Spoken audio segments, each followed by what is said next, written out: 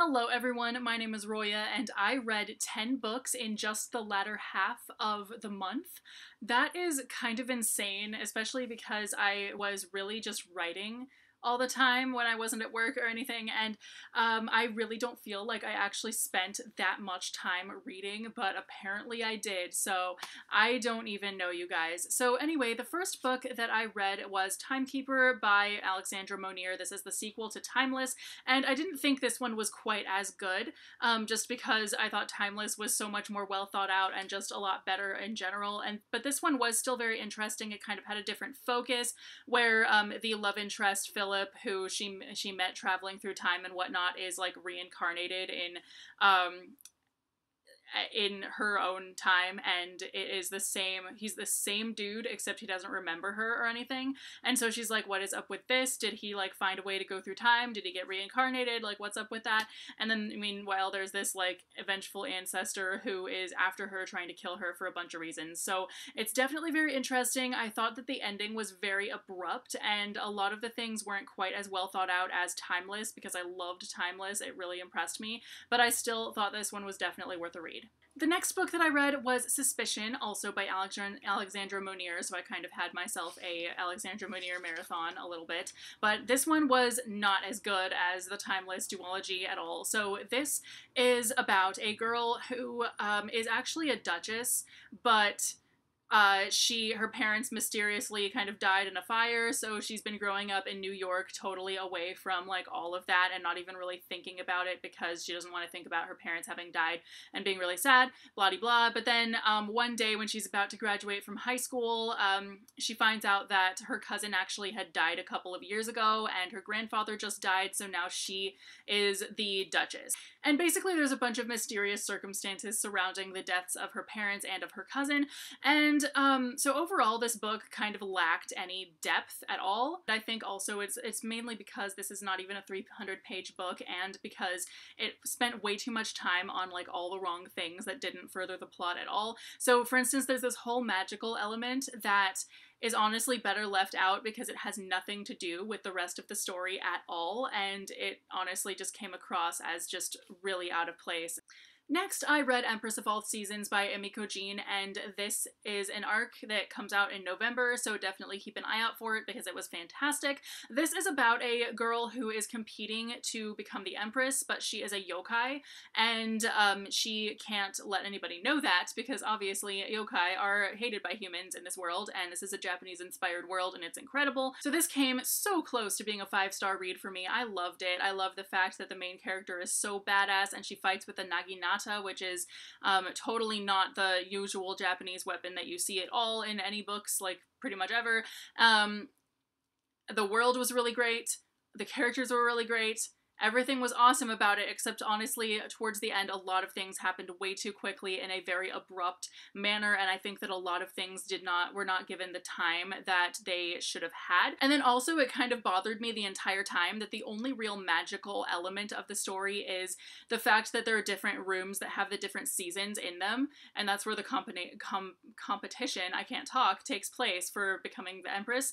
And that was the only magical thing in the whole book, really, and so really I didn't understand why there were these rooms that had different seasons in them. So it made like no sense why there was this magical thing in an otherwise not really magical system-y world. Next, I read another really, really good book, and that is Molokai, and this is about a girl named Rachel in Hawaii in the 1800s who gets leprosy at age 6, and basically she has to spend her entire life on a leper colony, basically with the outside world going on around her, and it basically follows her life all the way up from the late 1800s to the mid 1900s, and just all, like, it's crazy to think that this was a lot of people's lives.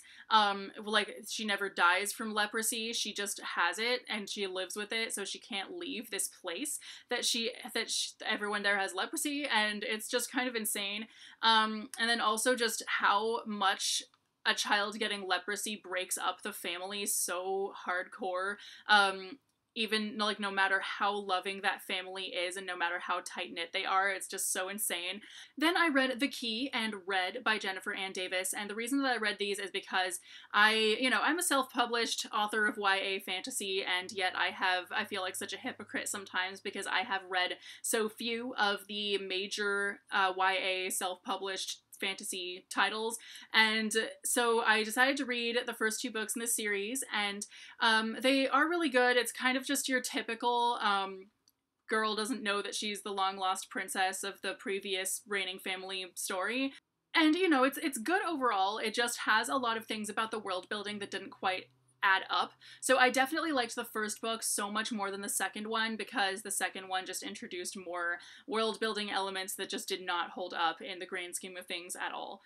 Next is another major self-published title that's out there, but though not YA. So this is Pestilence by Laura Thalassa, and this is a paranormal romance type thing about a girl who ends up falling in love with one of the horsemen of the apocalypse. She's hoping that her love will, stop him from killing everybody and wanting to kill everybody, but he still wants to kill everybody, and it's this whole crazy thing. So it is a very good story with some very witty banter. It's pretty great, actually. Like, seriously, some of the internal dialogue and some of the character banter just had me cracking up so much while I was reading it. I loved it. The only thing about it, though, is that the sex scenes are not that great, although I am really picky about that. And just so you know, this is a very gory book. There is a lot of graphic violence in it, just so you know. So I love blood and guts, but a lot of people don't. And I also read Mulhar by Ambika Upal, and this is a poetry collection sent to me by the author for an honest review, and I did really like it. A lot of the poems are really short. It's only 120 pages.